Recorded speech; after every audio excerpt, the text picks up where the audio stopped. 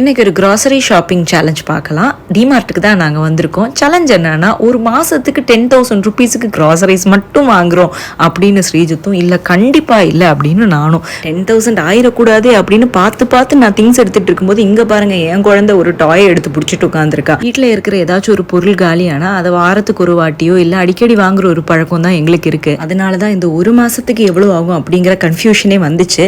So ஷாப்பிங்க்கு நடுவில் நிறைய க்யூட்டான ஐட்டம்ஸ் எல்லாம் நான் பார்த்தேன். ஆனால் இந்த வாட்டி இதெல்லாம் வாங்க வேணான்னு விட்டுட்டேன். பிகாஸ் பில்லில் இதெல்லாமே சேர்ந்து வந்துடும். விஷக்குட்டி ஷாப்பிங் பேக்கோட பில்லிங் கவுண்டர் க்யூவில் நின்றுட்டு இருக்கா. எங்களோட பொருளெல்லாம் பில் பண்ண ஆரம்பிச்சுட்டாங்க. நாங்கள் தள்ளி நின்று பார்த்துட்டே இருக்கோம். ஐயோ சொன்ன மாதிரி 10,000 ஆயிருமோ அப்படின்னு.